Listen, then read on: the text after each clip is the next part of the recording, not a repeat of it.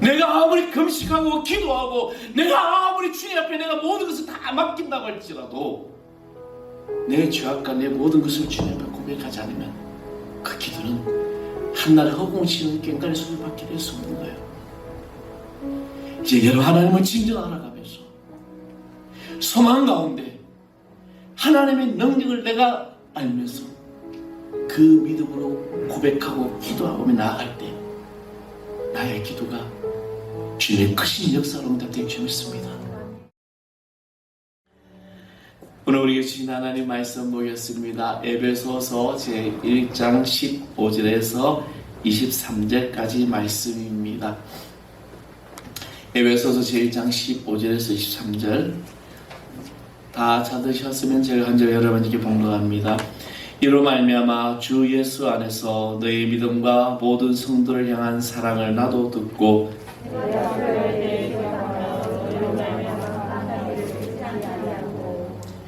우리 주 예수 그리스도의 하나님 영광의 아버지께서 지혜와 계시의 영을 너에게 주사 하나님을 알게 하시고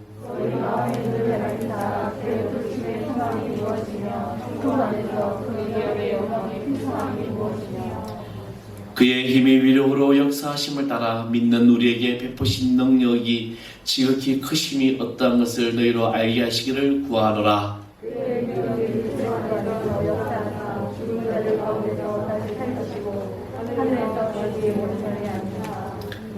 모든 통치와 권세와 능력과 주권과 이 세상뿐 아니라 오는 세상에 일컬은 모든 이름이 뛰어나게 하시고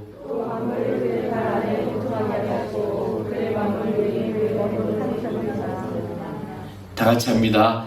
교회는 그의 몸이니 만물 안에서 만물을 충만케 하시는 이의 충만함이니라. 아멘. 할렐루야. 오늘 여러분 모든 삶에 최고로 멋있는 날 되기를 간절히 축원하겠습니다. 여러분 하루하루 어떻게 살아가십니까? 그냥 잘 살아가요. 어떻게 그냥 살아가야죠. 며칠 전에 우리 지방에 있는 한 목사님 이제 내년에 교회 건축을 하신다는 데서 어떻게 이제 계획하십니까? 그러니까 건축 자재비가 걱정이 아니라 금리가 걱정이다. 금리가 어마무시하게 올라가지 않습니까? 제가 아시는 분이 권사님 이제 그 카페를 하시는데 그분이 이제 한 얘기가 목사님 8월달부터 손님이 없어요. 그분이 거기에 엄청나게 투자를 하셨는데 장사가 안 된다는 거예요. 왜 갑자기 이런지 모르겠다고 해서 아마 금리가 올라가서 그런 것 같아요. 금리가 올라가다 보니까 대출을 끼고 있는 분들은 다 제각기 소비를 줄이기 시작하는데 그것 줄이는 것 이제 아마 어떤 음료물이라든지 이것이 줄어드는 것 같습니다. 이럴 때 우리 믿음 백성들은 어떻게 살아가야 될까? 정말 앞을 보고 뒤를 보도 막막합니다는 분들이 참 많으기 때문에 우리는 무엇을 해야 될까? 비행항공 수레 선구자인 핸드릭 페이지라는 유명한 사람이 있습니다. 이분은 이제 아주 비행기에 대해서는 이제 아주 유명하신 분이죠. 핸드릭 페이지라는 이분이 최신 비행기를 타고 에어쇼에 이제 참가하게 되었는데 많은 사람들이 지켜보는 가운데서 막 이제 비행기가 멋지게 오랬어요. 그리고 막 쇼를 하죠. 여러분 에어쇼 혹시 보셨습니까? 저도 직접 보게 되고 이제 물론 영상으로도 보게 했는데 정말 비행기 멋있어요. 어떻게 비행기에서 저렇게 고개를 할 수 있을까 했는데 근데 이 비행기를 막 조종해 가는데 그런데 뭔가 뒤에서 사각사각 그런 소리가 들려요. 보니까 언제 들어왔는지 쥐 한 마리가 비행기 안에 들어와서 비행기에 있는 이제 전선을 막 갉아먹고 있는 거죠. 물론 이제 이 쥐도 당황스럽고 이제 어떤 자기도 혼란스러우니까 막 이제 긁어먹기 시작합니다. 까딱 잘못하면 이 비행기는 이제 추락할 수밖에 없는 전기 전선이 굉장히 위험하지 않습니까? 근데 가만히 보니까 불시착을 할 수도 있는데 사막뿐이고 또 그런 가운데서 자기 어떤 명예도 실추될 것 같은 그런 이야기들이 생각들이 막 나게 되죠. 그래서 이제 핸드릭 이 페이지라는 사람은 하나님 앞에 그 순간에 기도합니다. 내가 정말 무엇을 했을까? 그때 하나님이 용감을 주시더라는 거죠. 뭐냐? 나는 주님께 맡기고 하늘 보좌를 향하여 높이 올라가리라. 그래서 비행기 어떤 자기의 그 기여를 앞으로 당기면서 그대로 수직 상승해 버립니다. 근데 순간에 막 비행기가 하늘 올라가는데 소리가 들리지 않아요. 보니까 뒤를 돌아보니까 쥐가 다 죽었다는 겁니다. 후에 한 일이지만 이 쥐는 인간 사람들보다 더 많은 산소를 필요하다 하다 보니까 올라가니까 이제 이 고공에서 산소호흡으로 죽어버린 것입니다. 지금 우리가 살아가는 세상에 나의 주변은 어떻게 보면은 온통 긁어대는 소리뿐일 겁니다. 모든 것이 고장나고 금방 추락할 것만 같던 그때 아휴 어떻게 되겠지라고 정말 그렇게 우리가 살아가야 될까? 아닙니다. 우리는 하나님께 더 가까이 가야 하며 이러한 우리의 심령을 가지고 기도해야 합니다. 그럴 때 우리에게는 좋은 소리가 들리고 하나님의 음성을 들을 수 있는 것입니다. 이 하나님의 음성을 우리의 모든 삶을 다 알고 계시는 그 소리이며 응답해 주시는 소리입니다. 그래서 우리는 간구해야 합니다. 무릎을 꿇게 되며 기도를 할 수밖에 없는 거잖아요. 그렇죠? 저와 여러분이 어떻게 해서 이 어려운 세상을 이겨나갈 수 있을까? 내 재능, 내가 가진 능력, 내가 가진 지식 아니에요. 하나님께서 함께 하셔야만 될 수 있는 것입니다. 그런데 우리가 기도를 들었음에도 불구하고 응답되지 않는 이유는 어디에 있을까? 그리고 지금 나는 기도하고 있는데 어떠한 기도를 드리고 있는 것일까? 지금 저와 여러분 기도를 지금 드리고 있는데 나는 어떤 기도를 드리고 있을까? 오늘 저는 어떻게 보면 이 영적인 어두움이 가득한 이 시대에 나는 어떻게 기도해야 하나님의 응답을 받을 수 있을까? 라는 이 질문을 던져보게 됩니다. 하나님을 알게 해달라고 우리는 먼저 기도해야 한다는 것이죠.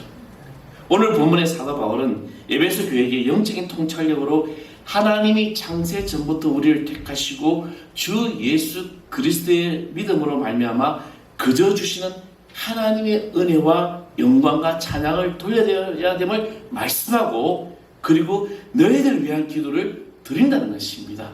여러분 하나님 얼마나 알아가고 있습니까? 그렇죠? 여러분 내 자신 난 하나님 얼마나 알고 있을까?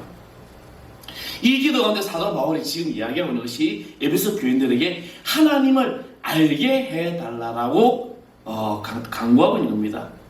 우리가 하나님이 어떤 하나님인지 알지 못하고 믿으면 불행하다는 겁니다. 내가 믿는 하나님이 어떤 하나님인가 내가 알지 못하고 내가 믿음 생각한다는 거 이건 불행한 것이죠. 그래서 오늘 본문 17절에 우리 주 예수 그리스도의 하나님 영광의 아버지께서 지혜와 계시의 영을 너에게 주사 하나님을 알게 하시고라고 했습니다. 그렇다면 하나님은 어떻게 하면 우리가 알아갈 수 있을까? 먼저 하나님 앞에 하나님의 지혜가 있게 해달라고 기도해야 된다는 것입니다. 그래서 이 지혜는 세상에서 구하지 말아야 한다는 것입니다. 우리는 너무나 많은 사람들이 세상의 지혜를 구하고 있는 겁니다. 요즘은요 스마트폰이라는 게 얼마나 대단합니까? 뭐 문제만 생기고 궁금하면 여러분 어떻게 해요? 네이버 검색 탁 찾아보잖아요. 그렇죠? 그리고 또 우리가 살아가는 세상이 여러분 얼마나 이 핸드폰이 좋은 겁니까? 이제는 손을 안 대도 음식을 하다가도 슈리야 하이빅스비 뭐 어떻게 해줘 그러면 지가 뭐 다 해주잖아요. 며칠 전에 제 형하고 이제 아버님 이제 산소를 가게 되는데 저희 이제 형님이 이제 막 설교를 하고 있는데 이제 막 설교 시간에 이제 뭐 누가 막 성도들이 헌금을 막 계좌에 채리는가 봐. 근데 그 계좌에 핸드폰이 누구 성도님 10만원 감사헌금 입금 핸드폰에서 막 올려놓는 거죠. 그냥 자기 어떤 문자의 어떤 그 소리가 다 나오게 되는 그런 현상들이 일어나죠. 여러분 우리가 살아가는 세상에 너무나도 좋은 세상이고 정말 알아가는데 불편이 없는 세상입니다. 그런데 정작 중요한 것은 나는 하나님 앞에 어떻게 알아가야 될까? 그래서 우리는 세상의 지혜를 구하고 내부의 금세하고 하는 것이 아니라 하나님 앞에 내 모든 삶을 고백하면서 성령님께서 나에게 지혜를 주시게 해달라고 기도해야 될 줄 믿습니다. 성령님이 주는 지혜는요 감히 상상도 못하는 거죠. 아무리 지금 이 포털 사이트에 어떤 그런 엄청난 대규모 슈퍼컴퓨터가 있어도 하나님이 우리에게 주시는 지혜는 감히 측량할 수 없는 그 지혜라는 겁니다. 그래서 우리는 하나님께서 나에게 지혜를 달라고 구하는 것입니다. 그리고 또 하나는 계시의 영을 달라고 이야기합니다. 여러분, 계시는 무엇일까? 무언가 말씀하시고 역사하심이죠. 계시는 일반 계시와 특별 계시가 있습니다. 우리는 흔히 일반 계시를 자연 계시라고 말합니다. 이 말씀은 바로 뭐냐면 하나님께서 이 자연을 통해서 또 하나님이 이 인류의 역사를 통해서 우리에게 말씀하고 계시한다는 겁니다. 여러분, 지금 일어난 세상의 현상들 가만히 보십시오. 주님이 오실 때가 가까우면 우리는 알게 돼. 이것이 바로 일반적인 계시라는 겁니다. 그런데 이런 계시를 줌에도 불구하고 예수를 믿지 않는 사람뿐만 아니라 예수 믿는 사람들조차도 이 경각심에 대해서 너무나도 안일하게 대처하고 있다는 겁니다. 우리는 영적으로 깨어있지 않으면 안 될 때입니다. 언제 주님의 나라가 임할지 아무도 모른다는 것이죠. 주님은 도적과 같이 임한다고 분명히 말씀하셨습니다. 여러분, 도둑하시는 분이 사람이, 또 내가 너희 집에 언제 내가 무엇을 훔치러 갈 거야 라고 이야기를 하지 않습니다. 며칠 전에 여러분 그 신당역 살인사건 아시죠? 저는 그 기사를 보면서 너무너무 안타까운 거죠. 이미 몇 차례 경찰에 신고하고 이야기했음에도 불구하고 안일하게 대처했던 것이죠. 화장실에 숨어가지고 죽여버리잖아요. 지금 우리가 살아가는 이 모든 인생, 이 사약의 범죄들, 이런 것들이 바로 주님께서 이 땅에 오실 날이 얼마 남지 않았다는 겁니다. 바로 종말의 시대를 살아간다는 것이죠. 그리고 특별히 이 시는 하나님의 이 말씀을 통해서 우리가 하나님을 알 수가 있다는 겁니다. 우리 말씀을 읽으면서 말씀 속에서 또 성령님께서 주신 모든 특별한 계시들, 이런 일들을 우리가 알아가야 한다는 것입니다. 우리가 하나님을 알게 되면 걱정하지 않고 두려워할 필요가 없습니다. 왜? 전지전능하신 하나님, 무소부지하신 하나님, 완전하신 하나님, 천지를 창조하신 하나님이 우리의 삶 속에서, 나의 삶 속에 늘 개입하여 계시고, 그리고 우리가 하나님이 나를 이끌어 주시고 주장하여 주시기 때문에, 그래서 하나님 모든 것을 알고 계신다는 겁니다. 이 하나님을 알 때 우리의 삶은 어떻게 될까요? 달라지는 거죠. 실에 빠지고 좌절하고 낙망하지만, 그러나 내가 하나님을 제대로 알고 하나님이 내 삶에 계획된 것을 알고 믿고 나아간다면 우리의 삶은 달라질 수밖에 없는 것입니다. 하나님으로부터 어떤 능력이 있는지, 하나님으로부터 어떤 사랑이 있는지, 하나님으로부터 어떠한 은혜가 있는지 우리가 체험할 수 있기 때문입니다. 저는 오늘 여기 살아갔습니다, 여러분. 여러분이 이런 은혜를 체험하고, 이런 사랑을 체험하고, 이런 능력이 나타나기를 주님의 이름으로 간절히 축원하겠습니다. 그래서 우리는 하나님을 알게 해달라고 기도해야 합니다. 사도 바울은 에베소 교인들에게 너희들이 하나님을 알게 해달라고 기도하는 것입니다. 이 알면 단순히 하나님을 알므로써 그치는 것이 아니라 하나님을 바로 알게 됨으로 말미암아 들어지는 기도를 통해서 내 삶에 놀라운 은혜의 체험이 일어나기 때문입니다. 여러분, 사도 바울이 지금 어디인지 아십니까? AD 61년에 사도 바울이 로마에 가서 로마에서 감금이 됩니다. 그래서 61년에서 63년 동안 로마의 감옥에 갇혀 있으면서 옥중서신을 쓰게 되는데, 이 에베소서가 바로 에베소 교인들에게 옥중서신으로서 감옥에 갇혀있는 사람이 지금 감옥 밖에 있는 사람들한테 지금 기도하면서 위로하면서 힘을 주고 있는 것입니다. 전혀 위로받고 전혀 어떻게 보면은 오히려 위로를 받아야 함에도 불구하고 밖에 있는 자들을 위해서 위로하고 있는 것이죠. 왜 그럴까요? 사도 바울은 놀라운 주의 은혜를 체험받았기 때문입니다. 왜 하나님은 자기의 독생자 예수를 우리에게 구원의 선물로 주셨는지 알게 되며 우리는 그저 감사의 고백밖에 할 수 없습니다. 왜 하나님은 그렇게 불순종한 이 종을 사랑해 주시는지 마음을 알게 된다면 눈물밖에 없다는 것이죠. 호세아서 6장 3절에 보면은 그러므로 우리가 여호와를 알자, 힘써 여호와를 알자, 그의 나오심은 새벽비같이 일정하니 비와 같이 땅을 적시는 늦은 비와 같이 우리에게 임하시리라 하리라. 사랑하는 성도 여러분, 여러분에게 이런 은혜의 비가 임하기를 바라겠습니다. 새벽빛같이 일정하니 이 땅을 적시는 비, 여러분의 가정에, 여러분의 삶에 하나님의 이 은혜의 비가 내리기를 간절히 소망합니다. 그래서요, 오늘 여러분의 모든 이 축복이 내가 하나님을 제대로 알고 하나님을 알아가면서 나에게 주시는 성령의 그 은혜로 우리 모든 것들이 복된 역사로 임하기를 간절히 축원하겠습니다. 그리고 또 하나는요, 소망이 무엇인지를 알게 해달라고 기도해야 된다는 것이죠. 오늘 18절 말씀 보면 너의 마음의 눈을 밝히사 그의 부르심의 소망이 무엇이며 성도 안에서 그 기업의 영광의 풍성함이 무엇이냐고 이렇게 말씀하셨습니다. 마음의 눈이 밝아질 때 소망이 무엇인지를 알게 된다는 것이죠. 내일이 없는 사람은 소망이 없는 사람입니다. 여러분 내일이 있어요 없어요? 여러분 장담하십니까? 나에게 내일이 있다 100% 장담하셔요? 물론 우리에게 늘 나의 삶에 내일이 있다라고 생각하죠. 예, 우리 하나님의 은혜로 우리를 지켜주심이 있기 때문입니다. 그런데 이 내일 없는 사람, 이 미래는 바로 소망이 없이 살아간 사람들의 얘기죠. 영의 눈이 열리면 하늘의 소망을 알게 됩니다. 열정적이고 열심히 있고 능동적이고 의욕적이고 뜨거운 사람이 된다는 것입니다. 그래서 히브리서 3장 1절에 보면 그러므로 함께 하늘의 부르심을 입은 거룩한 형제들아 우리 믿는 둘이 사도시며 대제사장이신 예수를 깊이 생각하라 했습니다. 하늘의 소망이 있는 사람은 예수 그리스도를 깊이 아는 사람이라는 것입니다. 요한은 밤모습에 유배되었어도 소망을 갖고 꿈이 무엇인지를 알게 되었으며 고린도 교회와 데살로니가 교회도 소망이 무엇인지를 알았습니다. 그래서 소망이 있는 사람은 힘이 있다는 것이죠. 소망이 있는 사람은 어떤 실패 가운데서도 그 소망을 붙들기 때문에 좌절하지 않습니다. 이 소망이 누구냐? 바로 예수 그리스도입니다. 우리는 이것을 깨달아야 돼요. 나의 참된 소망이 누구냐? 예수 그리스도입니다. 하나님의 진정한 하나님의 유업을 받는 자라는 것을 여러분 믿으시길 바랍니다. 아브라함이 갈대아 우르에서 하나님을 알게 될 때 그가 소망을 갖게 됩니다. 그러나 그가 아브라함이 하나님을 알기 전에는 정치 없는 방랑자 같은 삶을 살았습니다. 그 갈대아 우르를 보셔서 그냥 유목민으로 살아가고 있었습니다.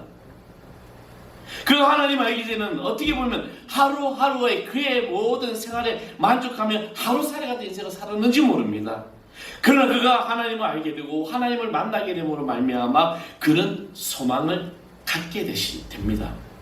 자신에게 하나님의 기업이 되는 것을 받게 되고 복에 거래되는 소망을 받게 되고 수많은 자손에 대한 소망을 갖게 되고 그리고 적각 꿀이 흐르는 약속의 땅에 대한 소망이 이 아브라함에게 부어주셨다는 것입니다. 소망이 부어졌을 때 그가 일어나 하나님의 명령을 쫓았습니다. 그의 마음의 이 눈이 영적인 눈이 밝혀지게 되는 것이죠. 오늘 본문의 18절의 말씀에 너의 마음의 눈을 밝히사. 사랑하는 성도 여러분, 우리의 마음의 눈을 열어 참 소망이 무엇인지를 깨달아 응답받는 성도 되시기를 간절히 축원하겠습니다. 우리는 이 소망이 무엇인지 알게 해달라고 기도해야 합니다. 우리는 이 소망을 위해 주님 앞에 간구해야 합니다. 이 소망이 여러분 앞에 놀라운 기대의 능력으로 나타날 줄 믿습니다. 내가 그렇게 기도하기 때문에 내가 소망 가운데 기도하는데 이 소망 대신 예수 그리스도가 나의 모든 것을 대심을 고백하는데 응답의 역사가 나타나는 것이죠. 그리고 또 하나는 하나님의 크신 능력을 알게 해달라고 기도하는 것입니다. 자, 19절의 말씀을 보겠습니다.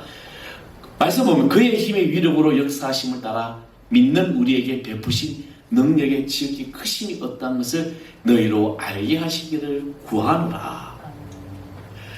하나님의 크신 그 힘의 위력, 여러분 내 삶의 힘이 어디서 옵니까? 에너지가 어디서 나와요? 하나님으로부터 나올 줄 믿습니다. 그래서 여기서 5장 9절의 말씀에 보면 하나님은 크고 청량할 수 없는 일을 행하시며 기이한 일을 셀 수 없이 행하신다고 말씀하셨고 37장 23절에는 전능자를 우리가 청량할 수 없나니 그가 권능이 지극히 크사 심판이나 모하는 공의를 굽히지 아니하심이라고 말씀하고 있습니다. 하나님은 우리를 청량할 수 있는 한계를 벗어나시는 하나님이십니다. 아멘. 하나님 우리가 생각할 수 없는 이 내가 청량할 수 있는 그 모든 걸 벗어나시는 하나님이죠. 이제 우리나라에도 이제 먼 미래에 이게 2030년까지인가요? 큐브 열차라는 것이 생긴다고 합니다. 그러면 서울에서 부산까지 20분이면 간대요. 별로 안 놀라시네. 이 큐브 열차가 뭐냐면 진공 상태에서 쫙 가는 거죠. 킹스맨이라는 영화에 나온 부분이 이제 그 공장, 이제 그 연구단지가 뭐 청주로 가느냐, 뭐 예산도로 가느냐, 뭐 이렇게 막 여러 가지 이야기도 나왔는데 최종 확정이 이제 막 다른 곳에 정해진 걸로 알고 있습니다. 이런 과학의 문명이 쭉 발달되면서 뭔가 인간이 또 다른 바벨탑 같은 것을 쌓진 않을까 저는 우려합니다. 근데 인간이 측량할 수 있는 것은 분명히 한계가 있다는 것입니다. 하나님의 능력은 무한합니다.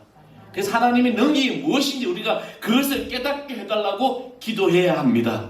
하나님은 우리의 계산법을 헤아릴 수 있는 큰 능력을 말합니다.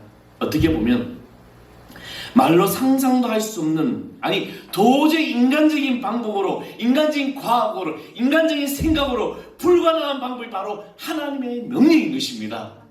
여러분, 우리 몸에 있는 모든 세포들, 이 몸에 있는 모든 혈관들 얼마나 오묘한지 모릅니다. 어떻게 이렇게 만드셨을까?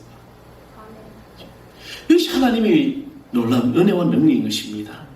그 하나님은 출애굽한 이스라엘 백성들 앞에 바다로 막혀있는 그들에게 홍해를 가르시며 그들을 구원하시고, 또 그냥 순종하고 여리고 성을 돌게만 했는데 그 견고한 여리고가 무너뜨리신 하나님, 말씀 한마디로 천지를 창조하신 하나님, 산을 옮길 만한 놀라운 역사를 가신 하나님이 오늘 나의 삶에 오심을 믿으시기 바랍니다.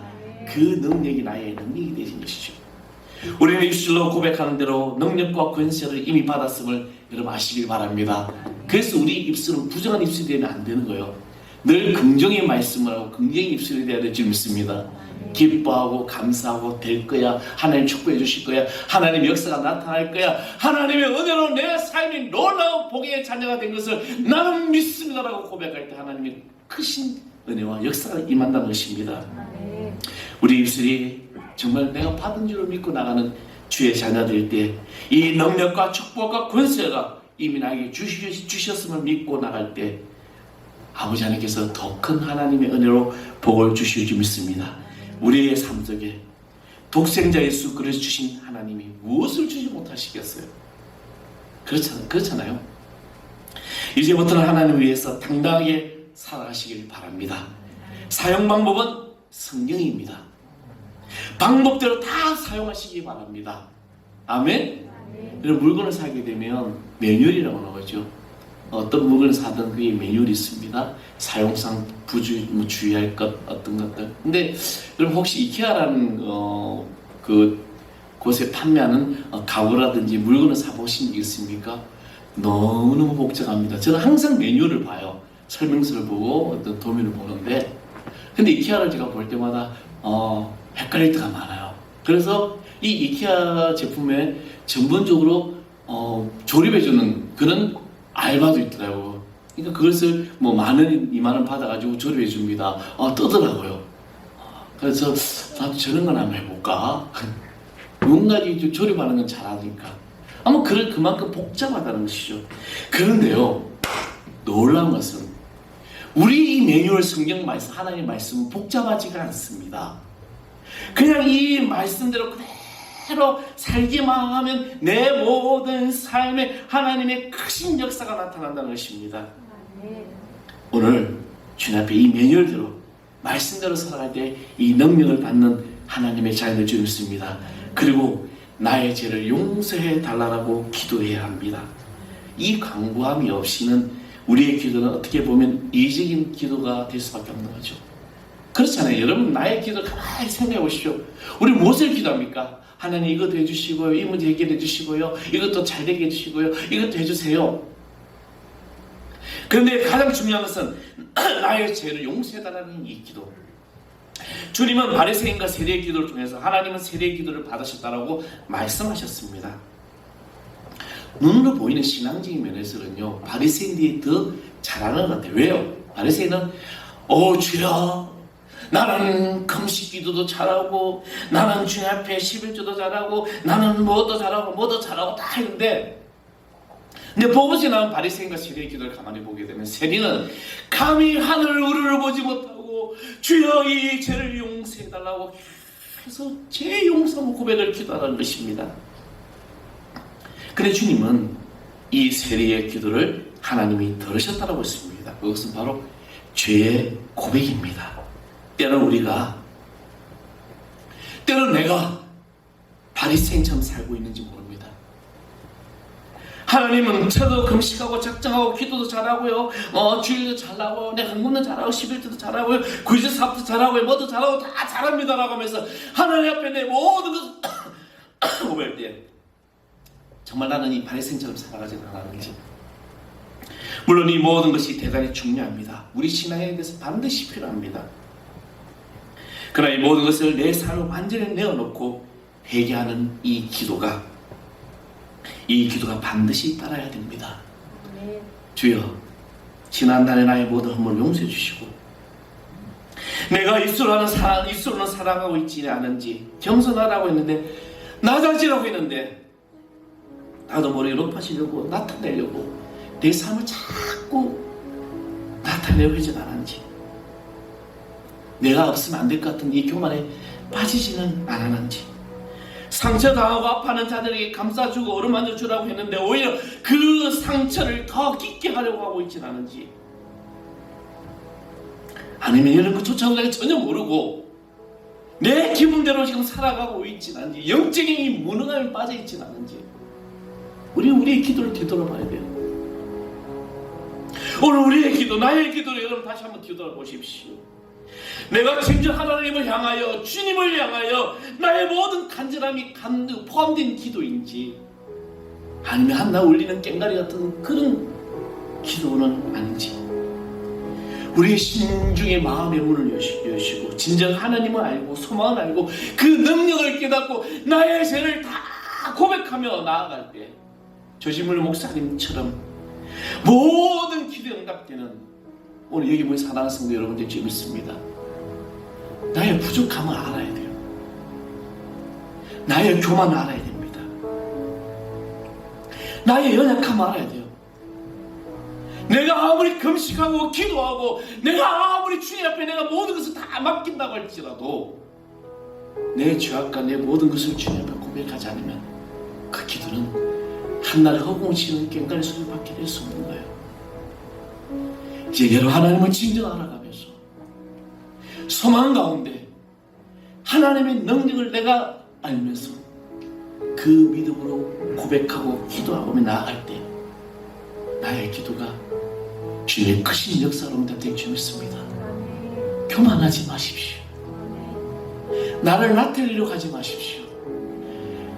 나의 무시고든지 말 한마디에 상처를 받는 자들이 있고 그 상처를 어루만져야 되는데 그 상처를 가지고 내가 핍박하고 비난하고 있지는 않은지, 오늘 여기 모인 사랑하는 성도 여러분, 우리는 진정 주님을 알아가면서 나의 기도가 하늘에 상달되는 그런 기도 될 줄 믿습니다. 주님은 저 여러분의 모든 것을 아실 줄 믿습니다. 우리 함께 주님 앞에 찬양하며 나아가겠습니다. 우리 함께 기도해.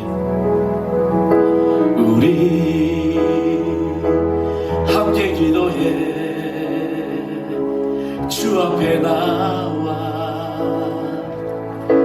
무릎 꿇고 긍휼